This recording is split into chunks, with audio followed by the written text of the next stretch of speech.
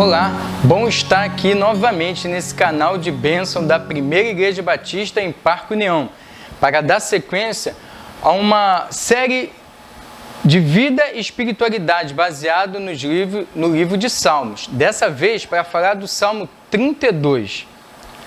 Salmo 32 é escrito pelo rei Davi. Ele vai falar de perdão, reconciliação. Mas para isso, reconciliar de quê?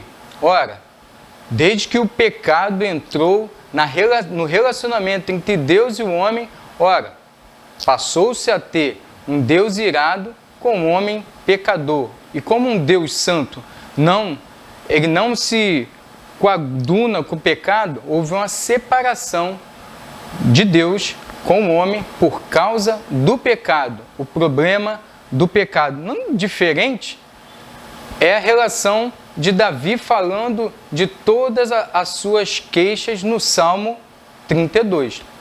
Lembrando que é muito bom nós estarmos atentos em toda a escola de formação ministerial que vem com as séries de estudos para nosso crescimento espiritual.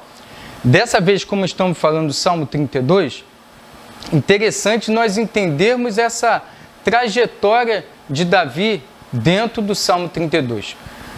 Quando ele fala de pecado, também vai falar de perdão. E o que é perdão? Perdão é esquecimento? Não. Esquecimento, nós teríamos amnésia e tampouco Deus tem Alzheimer. Então nós temos a plena certeza que perdão não é esquecer, é contar, lembrar do fato sem sentir dor. Por quê? Porque houve cura. E ele vos enviou a palavra e os curou. É assim que diz um salmo bem conhecido. Então, perdão, já que sabemos que não é esquecimento, é das características da reconciliação.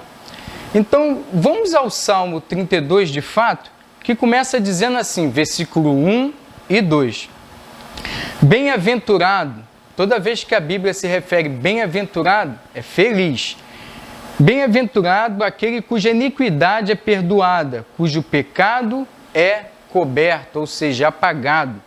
Bem-aventurado, ou seja, feliz o homem a quem o Senhor não atribui iniquidade e cujo espírito não há dolo. Nós começamos a ver aqui falar sobre felicidade, mas também as conotações de pecado e iniquidade. Já falamos que pecado é tudo aquilo que afasta o homem de Deus. E iniquidade é quando o pecado passa a ser comum, ou seja, o pecado ele já não incomoda o homem e passa a fazer no cotidiano, trocando o que era certo pelo errado. E aí passa a ser comum pecar. Então essa é a diferença de pecado e iniquidade.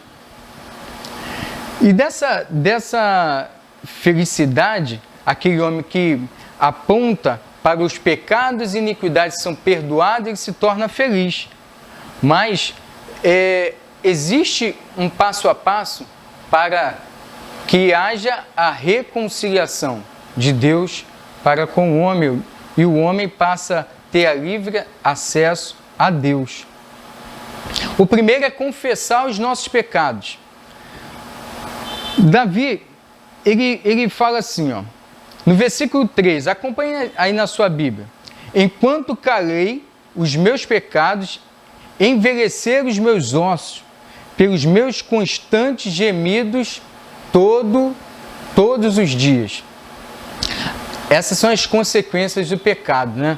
Claro que aqui ele está falando dos pecados envelheceram os seus ossos, como dizendo que a alma dele estava ressequida por causa dos pecados. Mas é claro que a perturbação das consequências do pecado também torna o homem agora com sintomas no corpo também. Nós vemos já é comprovado já também que o estresse, o levado da ansiedade exacerbada também causa consequências no homem na parte física. E não estou dizendo aqui que todo pecado é consequência, aliás, toda doença é consequência de pecado. Não é isso. Mas alguns nós sabemos que acaba atingindo o próprio organismo do homem, a ponto de Davi dizer assim, ó, envelheceram os meus pecados. A mente e o corpo, ela tem uma ligação por milésimo de segundo, e é uma comunicação muito rápida. Se a mente não vai bem, e mente, vamos lembrar que mente e alma é a mesma coisa. E quando a mente não vai bem, a alma não vai bem, o corpo também padece. E nós vemos também um grande tormento, consequência também do pecado e iniquidade. Versículo 4. Porque a tua mão pesava dia e noite sobre mim, e o meu rigor se tornou em sequidão como um grande verão. Olha como é importante. O sentimento de uma mente atormentada, uma mente inquieta, já imaginava que Deus estava ali perseguindo, atormentando, no qual era a própria mente de Davi, que se sentia aqui assim como consequência do pecado. Então, o primeiro passo é confessar os pecados. E aí nós temos um outro versículo que fica em Provérbios 28:3, que aponta também para isso. Ó, o que encobre as suas transgressões nunca prosperará, mas os que confessa e deixa alcança misericórdia. Então o segredo, o primeiro passo para a reconciliação do homem com Deus, com certeza, é confessar pecado. E Provérbios 28, versículo 3, diz assim, olha, o que confessa e deixa. Não adianta confessar e no próximo dia, no dia seguinte, está fazendo a mesma coisa. Então, a orientação é bem clara, confessar e deixar o pecado. Já no versículo 5 de Salmo 32, dando sequência, diz assim Davi, confessei-te o meu pecado e a minha iniquidade não mais ocultei. Disse, confessarei ao Senhor as minhas transgressões e tu perdoaste a iniquidade do meu pecado. Ora, se eu confesso e Deus não mais lembra dos meus pecados, o que não pode acontecer daí por diante é autossabotagem. A sabotagem propriamente dita é quando eu começo a usar de mecanismo para prejudicar uma outra pessoa, um grupo, uma instituição. E eu começo a travar alguns pontos de sabotagem para atrapalhá-los. Agora, imagine eu me atrapalhando, eu me sabotando. Daí o termo autossabotagem. Ora, se Deus já me perdoou, para que eu vou me sabotar? Para que eu vou querer trazer à memória o tempo todo algo que Deus já me perdoou? Então, nada de sabotagem. Ora, se Deus perdoou, lançou no mar do esquecimento, não vá, meu irmão. Não vá lá tentar pescar pecados que já passou, que já foram confessados e que também já foram perdoados. Então, primeiro, confessar pecados. Primeiro passo para a reconciliação com Deus. O segundo é disciplina. O próprio cantor dizia, disciplina é liberdade. E não deixa de ser uma grande verdade. Disciplina é liberdade. Versículos 8 e 9. Eu o instruirei, eu ensinarei no caminho que você deve seguir. Eu o aconselharei e cuidarei de você. Versículo 9. Não seja como o cavalo ou burro que não tem entendimento, mas precisam ser controlados por freios e rédeas. Caso contrário, não obedece. Ora, os conselhos do Senhor, ele aponta para um caminho de entendimento e amor. E não por uma obrigação, e não por algo que venha te algemar. Assim como muitos pensam que, olha, eu vou ser cristão e agora eu vou ficar algemado, agora isso vai virar uma prisão e eu não quero saber desse negócio de crente não, muito pelo contrário. Quando nós entendemos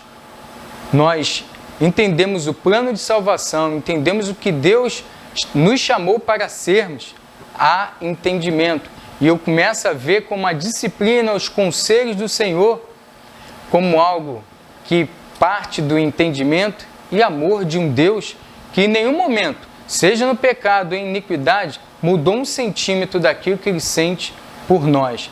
Então, para que haja reconciliação, primeiro, confessar pecados, segundo, realmente, é a capacidade do homem ter disciplina, de ouvir a voz suave do Senhor que nos conduz.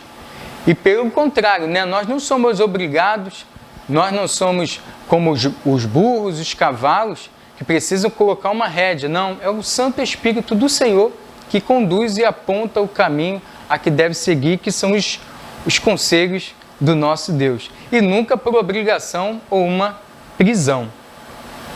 Terceiro, uma nova vida.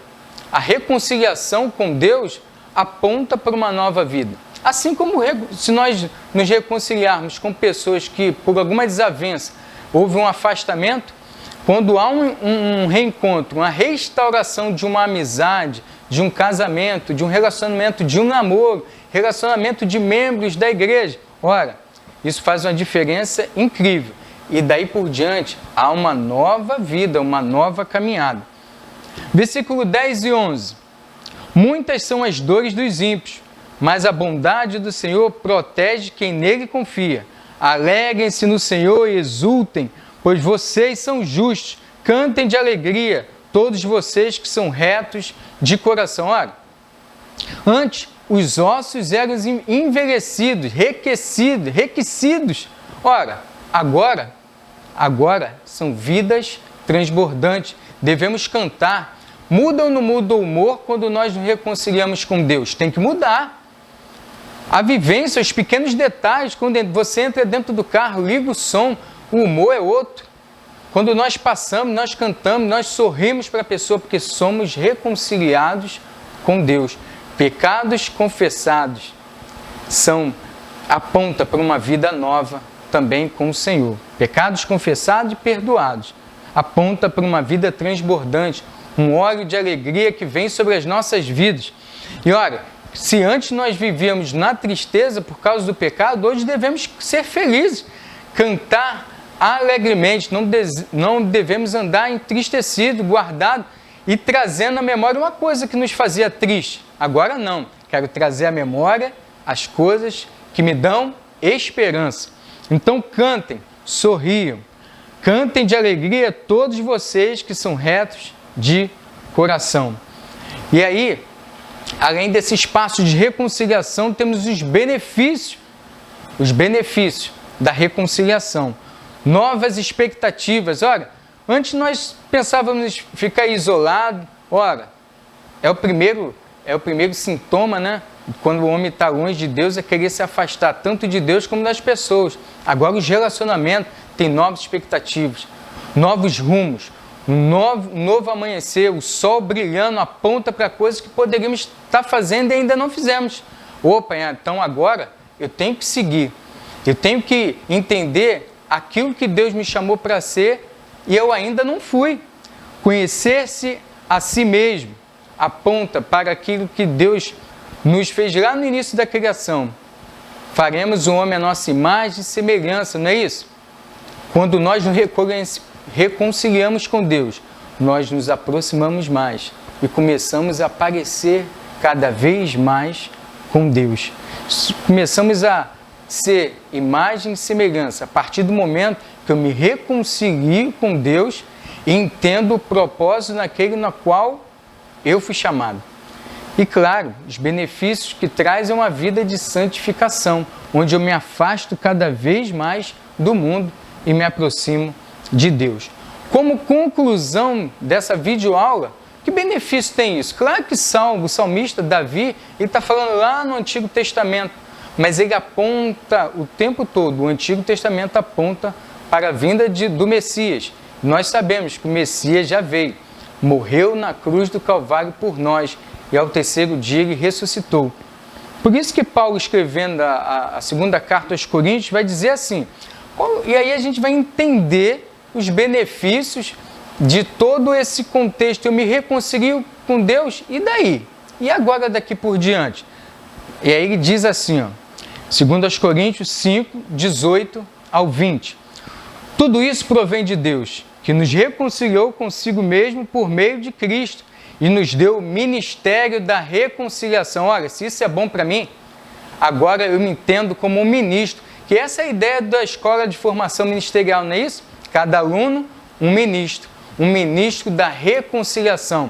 Eu me reconciliei com Deus através de Cristo e agora eu preciso falar isso para as outras pessoas. As outras pessoas precisam entender que precisam também se reconciliar com Deus. E como que eles vão ficar sabendo disso? Eu, como ministro, eu já fui reconciliado com Deus através de Cristo, agora eu vou anunciar Cristo, que é o mediador entre Deus e os homens.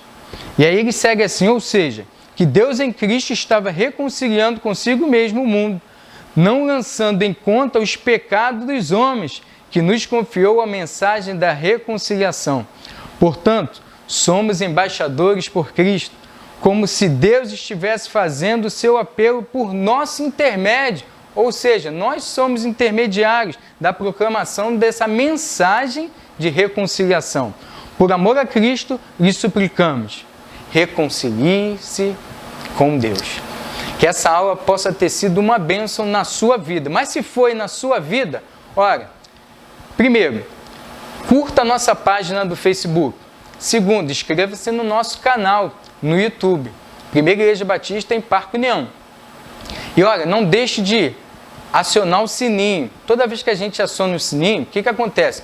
Toda vez que nós lançarmos um novo vídeo, a internet vai acabar te enviando, tanto o Facebook quanto, aliás, o YouTube vai estar te anunciando, olha, chegou um novo vídeo da Primeira Igreja Batista em Parque União e vem coisa boa por aí. Para tanto, que Deus te abençoe.